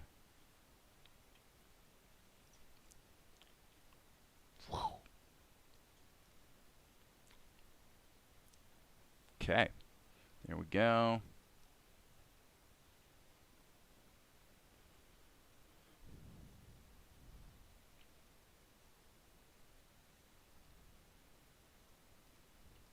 Okay, so actually I probably should leave his mouth out. I don't know where I started the mouth layer. So let me hit 5, back up here, hit the M key. Okay, so yeah, we need to actually get this blocked in. Whoops. Not in erase mode, silly. Boy, that being in erase mode when I didn't mean to be. I've done that like 75 times today. Okay, so I'll just put a little line there just to make it fair. Okay, and we're going to want to, well, actually this right here, this leak does not need to be filled because it's just going to wind up, excuse me, filling in from the, when I fill this arm, it'll just fill in his hand. So I think we're in good shape. That was it. That was the whole ink job, wasn't it? Okay, so now what you see here is whether we should have to completely re-ink everything. And the reality is we probably shouldn't. But, and I guess I can do this. I can do this. This is good. This is why being on multiple layers is a good thing. Because now what I can do is take the ink, drag it over to here, but I still have the pencil test. So now all I do is hit the G and the E key to erase and just get rid of everything that's changed. And then I can take the S key to make a selection here and just grab these ink lines like that. Grab the arm like that. Hit the A key. Then I'm going to anchor it on his shoulder like that and just go like that. And that ink job is done. Sweet. That's what we like. Those are the efficiencies that we really, really like. Okay, we don't want to be in erase mode, like I've been saying over and over, whenever I'm in erase mode, but not supposed to be. And I'm going to just tighten that up a bit. Maybe a little indication there of his collar. And now let's ink that boy. Ink that boy. Okay, we got a definite icky poo right there. Let's fix the icky poo. La la la la la. Yeah, I'm singing the Smurfs theme. That's true. La la la la la la la la la la. Ooh, that's not gonna work. Hey, stop.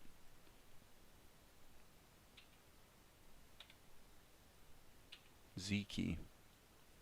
I'm going to probably do this more like this. Boom. Okay, let's flip it to right side up again. Boom, boom, boom, boom, boom, boom, boom.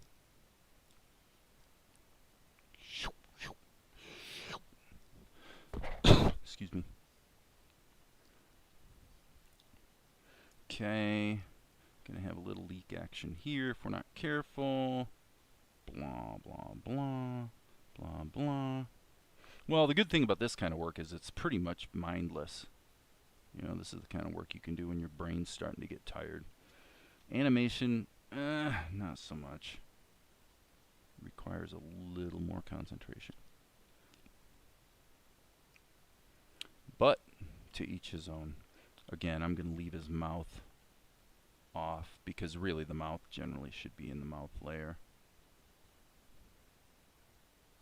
It's not a big deal, but it just makes it easier to keep track of things. And I am going to Alt-Q, turn the stabilizer off. So I can just be a little bit sketchier with my lines. And I'm going to check messages.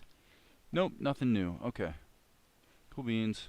5 key. Yeah, that'll work. Okay, so let's go to the mouth layer, and it looks to me like I think we could just go ahead and go like this. Okay, so there's a slight move. Okay, well, let's just do it this way, like that.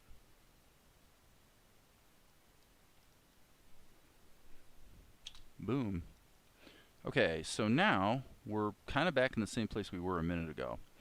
This is where leverage comes in handy, and it's also the reason why I tend to like putting things in one layer. See, if this gets inked and painted and the shadows are all baked in, then I can literally take this drawing and just do a couple quick modifications to it to get all this animation done. So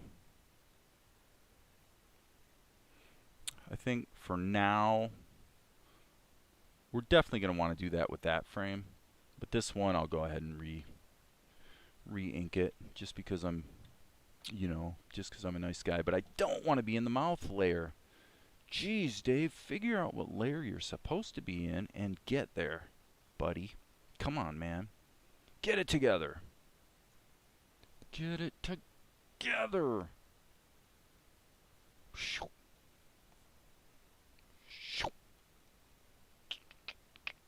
Whee! Isn't this fun? Isn't this fun? This is so much fun.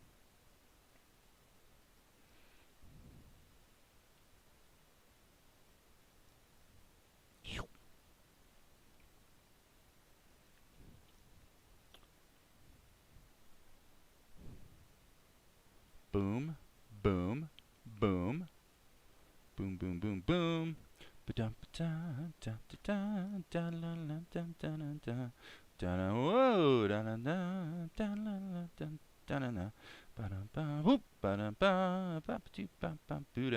There we go. Oops, forgot his face. I hate it when people forget my face. Boom. Boom.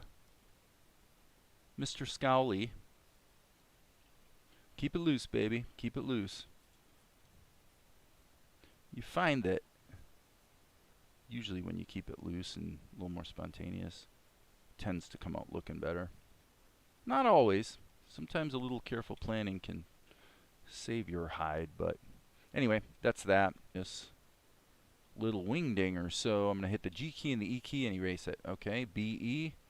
Now we're going back to the ink layer, and watch how fast we're going to do this. Boom, boom, boom, boom, boom, boom, boom, boom, boom, boom, boom, boom, boom. Yeah.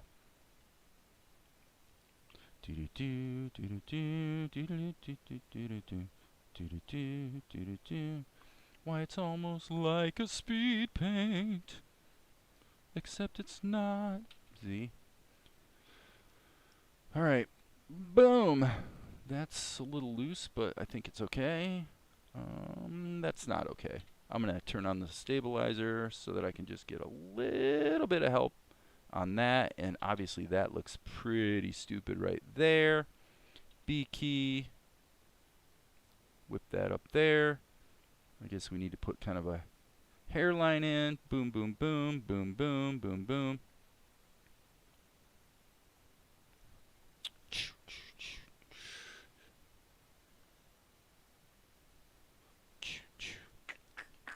Fix it up, clean it up, turn the stabilizer off, a little bit looser here on the eyes.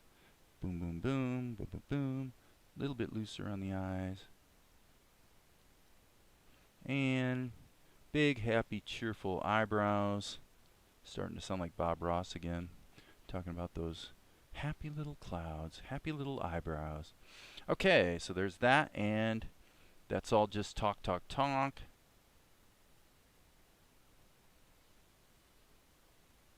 Wow, that did go kind of fast, didn't it?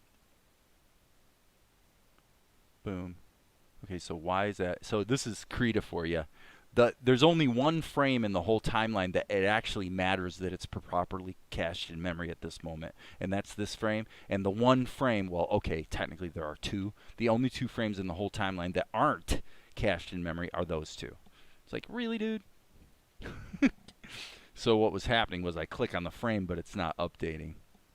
That's just a little bit of a little data management thing that I tend to rant about from time to time. Okay, at this point, we should be able to take the pencil test and just turn it off. Okay, so that actually, by the way, tells me that, oh, we forgot his nose on that shot. So then yeah, so this was the frame that was in question. So I guess I need to turn the pencil test back on for a moment, because all we have is just a tiny, tiny change here. So I'm going to do the same thing I did before, drag this over to here, and now we're just going to modify this to make it match the pencil test. So S key, boom, and I'm going to just go ahead and grab all of that, chest and all, A key, anchor it on the shoulder, and then little tiny tween.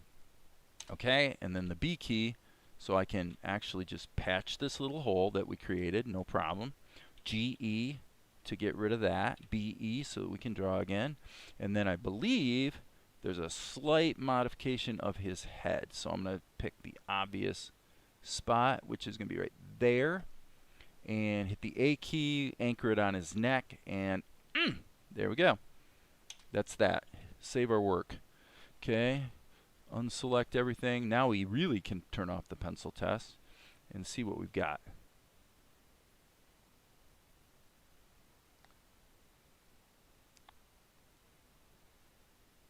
Oh, well, at least we got food to eat. Okay. Now, not totally thrilled with his anatomy in some respects, but here's the deal. This is what I'm thinking. Because of the way I did this, let me just think about this for a minute. Yes. Ultimately, the color, I already can tell Mel's going to get baked down to a single layer. And that's because there's going to be some liquefying that I'm going to do to make this, because this shot really isn't quite right. His anatomy's a little off, but there's no point fixing it now if A, I know how to fix it, which I do, and B, I'm going to have to wind up doing it twice. So let's color it in, and then we'll deal with the corrections, because they're pretty serious corrections actually. So, but that's all right. We're rocking. I'm going to come up here, and I'm jumping to my storyboard to simply grab another shot of Mel, of which, of course, since he is the main character, we've got a lot of them. Okay, so here, yeah, there we go. Let's just use this. We'll drag this in to our shot as a new layer, and that way we can use the, actually we're going to use the fill tool. So take this, put this up above as a color key. We'll just turn it off for the moment. Go down here to the color layer. As you can see, the color layer does not have any keyframes, so I'm just going to insert keyframes. And again, we're kind of giving ourselves a little extra work to do. If all his color was baked on a single layer, then I actually could if he was all on a single layer, then I could actually just do this animation. I could have done all this after the fact with the, just by cutting it into pieces, move things around, and then patch the holes that it creates. So it's not really, there's no real right or wrong to it. It's just kind of a choice. But anyway, there he is. So now we're going to go here, hit an insert for the key. Now we're going to have a problem up here. So I'm hitting the G key so I can just patch that hole. Right? And I'm going to patch that hole. So now, just to be safe, yeah, I'll go ahead and patch that. See if there's any leaks around the arms. It doesn't look like it, and obviously this is in the wrong place. So we'll go like that. And then, as you can see, this is important to note. Notice all the fill operations are just as clean as a whistle. They look great. And that's because I didn't try to do the pencil test and the ink all on one layer. So the interesting thing to me, as far as a, you know, yet another lesson here about the workflow, would seem to be that putting the pencil test and the ink in the same layer is a very bad idea. But putting the ink, color, and shadows all in the same layer generally has actually turned out to be quite a win. So I think as I'm moving forward, that's probably more what I'm going to be apt to do. But in any case, down here in the color layer, this should be really fast. Let's hit the F key. Boom. Hit the greater than symbol. So we go to the next key, next key, next key. And of course, I didn't need to insert a whole new key here. And there's that. Let's go back here, steal the flesh tone, go here. I'll just fill it. I was just going to do the eyes after the fact, by the way. Just manually kind of loop those in. So, no problem. Okay, so we're going to keep going here. Let me see here. We want to grab this color, bop, and fill this.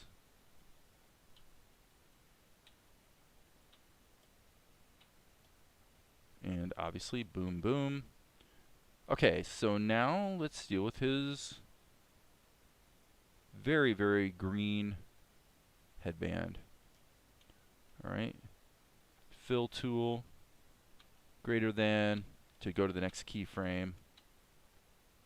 That'll take care of that. And back here, his wristbands are actually just really similar color to the headband, just a slightly darker. Okay, so now what are we going to do about his eyes? Let's go to white and then make them just a little darker than white. And then hit the G key. And just go like that. Okay, so you can see there's a little bit of a hiccup there, and that's because of this stupid, utterly useless curve precision, which always is what you don't want, but which is always what Krita chooses to give you first. And you always have to switch it back to raw. I find that very annoying. But hey, I'm not cracking on Krita. Every software you could possibly use has characteristics that can be annoying from time to time, including Blender, including OpenToonz. They all have their issues, believe me, because I use them all. I mean, heck, the anime project I was working on last year was done almost completely in OpenToonz. But I stopped it because well, I stopped it because I had a conversation with my film distributor, and he really sparked at the idea of this cartoon. And I'm like, okay, stop the presses, stop everything. I'm going to write it and produce it, and we're going to rock and roll and do it. Okay, so now what we're going to do is we're going to sample the hair color, okay, but I'm going to go into behind mode.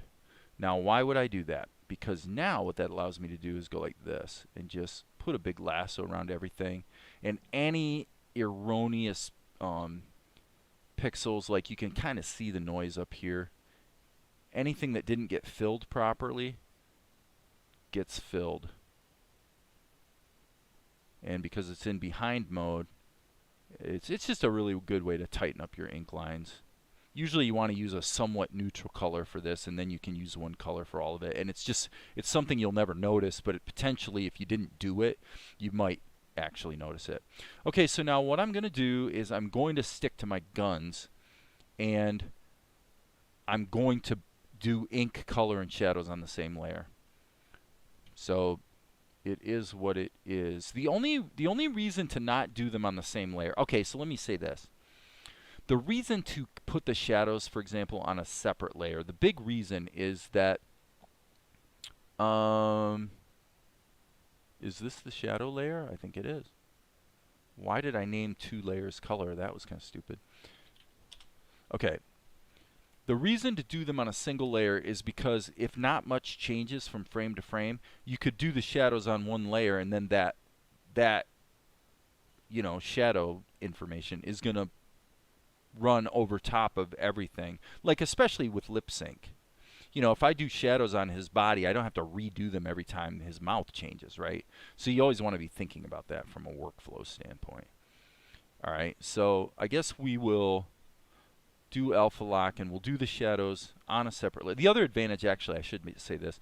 The other reason to do shadows on their separate layer is that you can get them in there and then dial them in like this.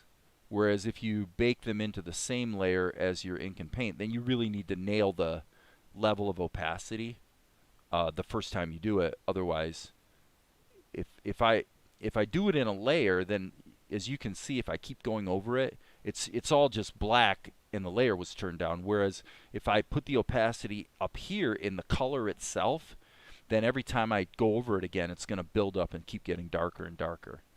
Generally not what you want with shadows, but sometimes it is. Well, you know, welcome to the world of animation. Sometimes you want it to work this way, sometimes you want it to work that way, and frankly, it just depends. But if you're going to put the shadows on their own layer, like I've done here, then one of the reasons that can be beneficial is like this. When I go here, what I can do is actually take the whole shadow layer, and since I know I animated his arms, okay, fine, let's just move the shadow on his arms.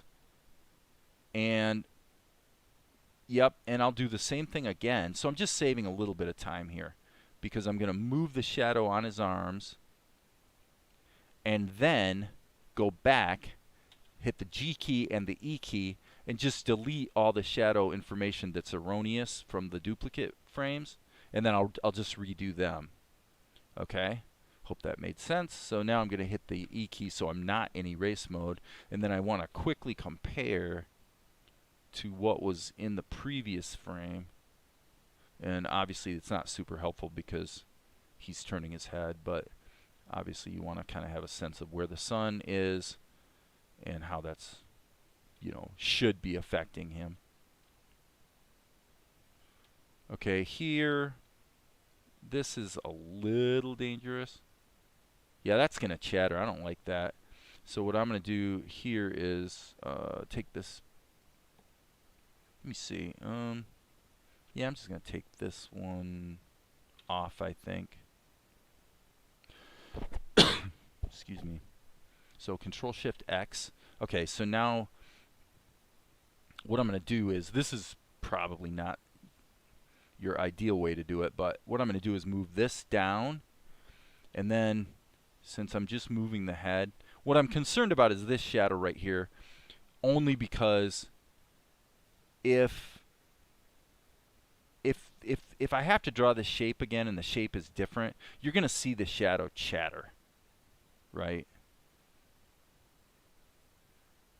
So rather than have the shadow chatter, I will just opt to redo, just move it around. So I'm grabbing pieces of shadow that really don't change shape, they just change position a little bit, and I'll just manually move them around, cut it into pieces and move stuff. Okay, so that's that, and then of course here, well, we might as well just insert a whole new keyframe because we're going to need a whole new set of shadows. So there we go. Sorry, we don't want to be in erase mode. Anybody keeping track of how many times I've made that boo-boo today? Because it's kind of a lot. How embarrassing. Okay, let's just check this out for a second. Yeah, I would say we probably want to go ahead and leave most of the shirt in shadow, and let's say his arm's going to be like that.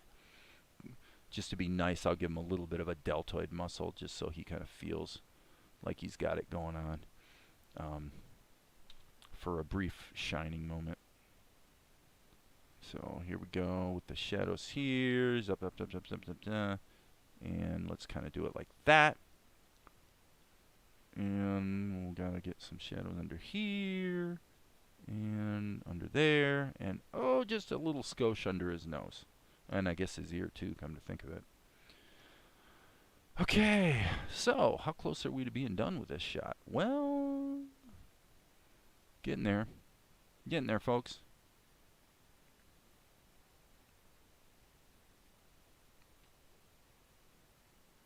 Ooh, shadow. Why? Okay, I'm going to turn the shadow off just so I'm not distracted by it. Why in the heck? I am turning the mouth layer off. Ah, I see what I did. I am a silly goose. Okay, so I want to go to my color layer. Ink layer.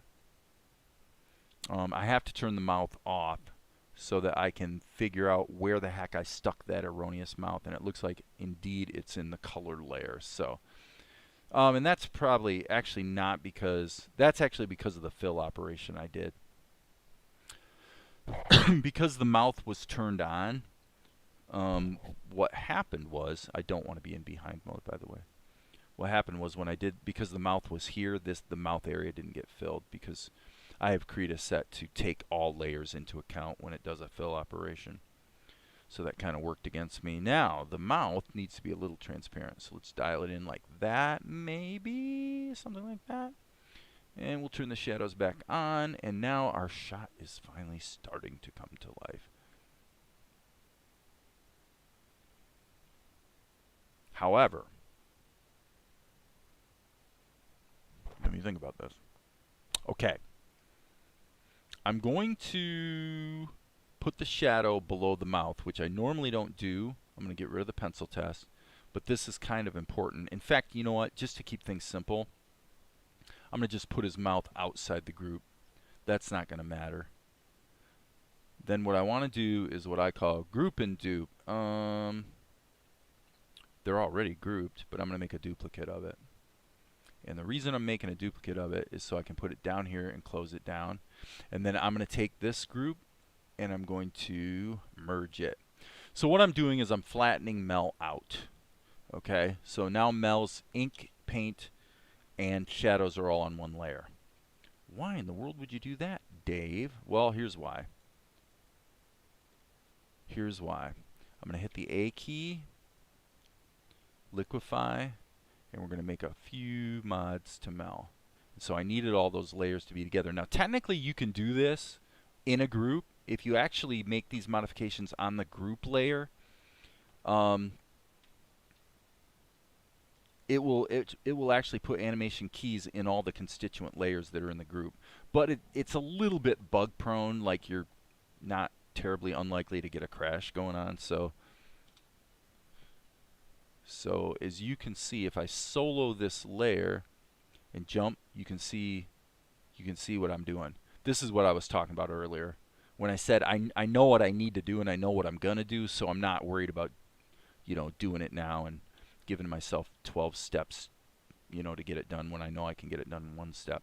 Okay, so here, actually this one's kind of interesting. We're still in liquefy mode, but what I'm thinking is, I'll bet you if we flip this, yeah, if we flip this, we're going to see all kinds of problems. So this is a quite helpful step. Actually, this is a very helpful step. Look at that. Isn't that really a big difference? So, and the thing is, this comes up all the time. I mean, especially if you're kind of going fast like I tend to. You know, you're going to have little issues where you're a little off key, other character into pieces. Not a big deal. If I have to do it, I will, but I probably won't. Okay, yeah. So just the key thing here is I want to maintain that same basic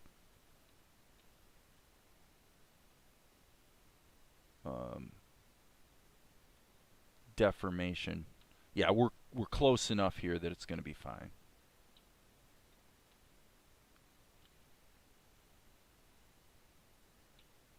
Okay?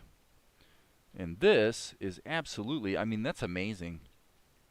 Always flip your canvas, because man, oh man, is that off. Holy cow. But I've done this a trillion times. I always have these kinds of issues. And, well, I mean, the main thing is, do you fix them? Do you fix them? I want to know.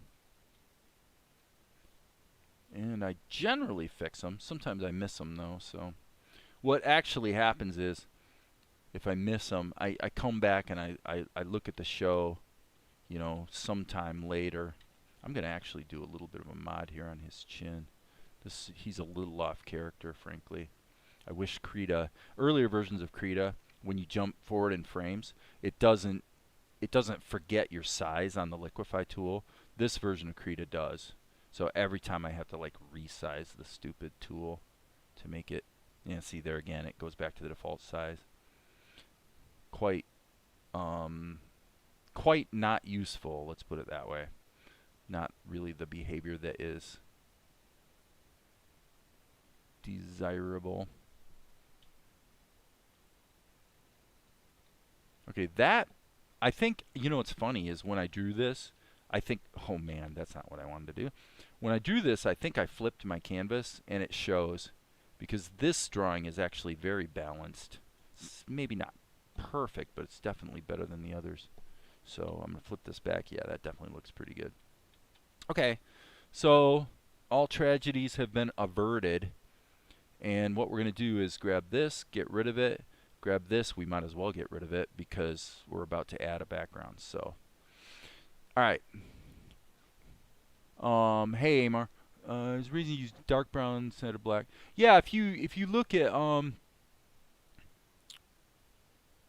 okay, so I'm gonna go back and just look at a few things. Okay, so Maria, I used to be, and actually I was a little more uptight in my approach today than I usually am lately, actually, because what I find is the looser you are with your ink, the better it tends to look. But if you're too loose, then you have more leaks, so you have to use the freehand path tool to lasso draw shapes of color as opposed to using the fill tool. I've found I actually prefer just lasso drawing shapes of color, and sometimes I don't even ink it. I just go straight to shapes of color. It depends. A lot of times with the monkey, I don't even outline him. He's really actually just color. Is there a reason you use dark brown lines? Yeah, I would say they just look better. They're a little easier on the eyes when you see it, like when you see this full size and you're watching the show, when the lines are black, they really are they're a little too bold, you know. So, and finally, hey Dave, that's Amar. Hey Amar, how you doing, bro? Okay, so here's what we're going to do. Let's jump up to here and consider, well, when we let's go actually to Vegas for this. When we re-entered the scene, he's over here, and really we need to actually use the same background. We need to use this and just resize it behind him. So that's what we're going to do. Okay, so if I'm not mistaken, yep, there we go. So I'm actually going to grab this background.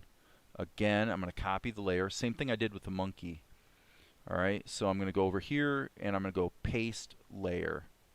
Okay, now what I want to do, and this is going to be really, really scaled up a lot. I'm going to grab this and I'm going to go from this point here. So actually I want to go, I think Shift Alt. Yeah, if you go Shift Alt, it expands from the corner that you have selected, and yeah, not too bad. Now, honestly, I'm feeling like I'm wanting to see a little bit. Yeah, no, forget that. I don't really want more contrast. I think I'm going to go ahead and Control G to put these guys in a group. Add another layer. In my brushes, I actually want to hit the B key and grab my airbrush. So you'll notice I typically only use about, gosh, 4 or 5 brushes.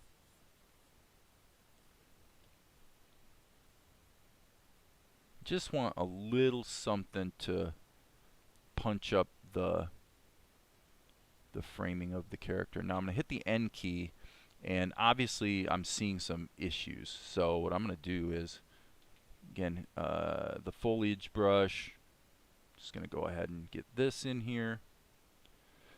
Make this a little bolder. And then I think maybe grab this color and just introduce a bit of noise. Whoops. Instead of the vignette's helpful, but actually just a little bit of grass noise would probably be even better. So with that, I would say we're close to being okay. I think in this case, just because I'm feeling it, I'm going to grab this brush, and I'm just going to go in here and I'm going to do a little bit of hand work on the grass. I just feel like it's all like this too uniform, same old foliage thing, which really grass isn't exactly like foliage. It's a little different. So, I mean, it's background. You're not going to be thinking about it too much, but I'm just thinking in this case it would sell a little better if it was a little more like a cartoony grass type of situation. So, okay, now again, this is number 301, so I'm going to save this. But I'm going to jump back to Vegas and double check if 301 had the same problem that 300 had. And it did not. There's only a single dot in the file name. So that means if I go render and change the number from 300 to 301, and then here again we don't want 2 dots, we just want 1, so it's going to be 301 period. Now Krita should warn me, yes, that means it's overwriting the old image sequence, and if we jump back up to Vegas in a moment, we're going to see it magically switch to the current full color version of it. Okay, so now Tianara, you're free to do what you want, and Mel's like, free to do, so we got this transition. I gotta do all this work. And the monkey kind of rebukes him. Yeah, I guess you're right. I can't remember what his line is. Hey, at least we got food to eat. And he goes to grab the nuts, but there's nothing there. So those will be pretty instant to color, right? Because we just have to slap the background in there. And with that, good friends, I'm calling it a night. I've done 5 hours today. I feel like I've made a lot of mistakes, and with this session I'm making even a little more than usual, so I'm kind of like getting a little brain tired, I think. So with that, I'm going to call it good, and thanks everybody for hanging out. If you have questions, leave them in the comments. Be sure and subscribe like everybody always tells you to. Hit the notification bell, blah blah blah. You don't have to if you don't want to, but if you do, I guess it helps my content get to more people, because it affects the YouTube algorithm or something. So anyway, so it's your call, but yeah, if you want to subscribe, do so, and we will see you next time. As usual, I will tell you, there will be more later.